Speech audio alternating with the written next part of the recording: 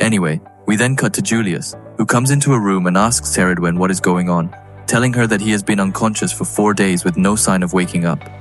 Ceridwen looks back at Julius as she tells him that he's diving into his dreams. She explains that she used her magic to give him a catalyst, and now he's working on reviving his past. Julius is super confused as he asks her what all of that is supposed to help him get this new power.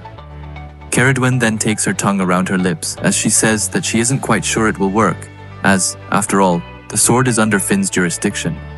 Julius just looks at her and asks her if she is serious. She then puts her hand on Will as she explains that she has no intention of criticizing Finn's method. However, she does think that if they are going to stand against the heavens, they will need a different approach. Julius asks her what she is talking about, but Ceridwen continues and says that history is buried within your body. The tracks made by wand and sword constantly intersecting trace them all the way back to his origins, and then, if possible, she hopes that someday he may reach the source of it all. And this is super interesting, but it just gives me so many more questions. For example, why does she have a picture of Will and Elfie in her home? However, we seem to leave that for now as we see Will, who thinks that his hands and feet are smaller, and not to mention Elfie's a little too. It's like he has gone back to the old days. Elfie then has a huge smile as she asks Will what's wrong. Will, however, just looks around as he wonders if this is really his past, wondering if Ceridwen used her magic to send him back in time. No, scratch that, as magic is even powerful enough to turn back time. That would mean that this is a memory. However, he questions whether he is dreaming about something that happened in the past. While he is in his head, however, we do see Elfie yelling towards him a ton, but since he still isn't answering, we can see that Elfie is getting pretty mad as she looks at Will, super annoyed. After that, Elfie throws herself right at Will and screams at him to look at her. Will is super confused, but he then looks at Elfie, who is close to crying. Elfie asks him if he was thinking about another girl just now. Will, however, tells her that he wasn't. Elfie, however, continues as she tells Will that he is always spoiling Claire and the other girls at the orphanage. Will tells Elfie that he's just trying to help Father, who is the director of the orphanage. Elfie then gets even madder as she tells Will not to do that, telling him that he isn't allowed to cheat on her. Now this is actually super wholesome, but I just want to remind you guys, this is the same person who is currently one of the strongest mages ever. Anyway, we then get into Will's brain as he thinks that he came to think of it. He guesses that Elfie was even more selfish back then. Will then speaks up and asks her how he can get her to forgive him. Elfie looks right at Will as she tells him that he can do it by giving her a hug. Their eyes then meet, and both of them start to blush. After that, Will hugs Elfie tightly, and that makes her blush even more. She then tells him to pat her on the head as well, and Will then just does that. And we then see Elfie just laughing and having the biggest smile ever in the world.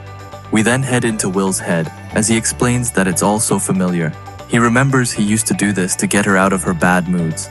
Elfie then takes Will in her hand and starts to walk away. She tells him that now that she is full of willpower, it's time to go and slay the beast. Will looks really concerned as he asks her if she just said beast. Elfie looks back at him and explains that there's supposed to be a weird beast in the forest, saying that Father doesn't like it being here, so they are going to get rid of it for him. Will continues to look worried as he tells Elfie that it isn't safe. He tells her that she can do amazing things, but that he can't even use magic. But just as he says that, he thinks that he didn't mean to say that, thinking that this is the past. So is he repeating exactly what he said back then? Elfie then tells him that it's okay, and that she brought their favorite book after all. She explains that this will give them all the courage that they need.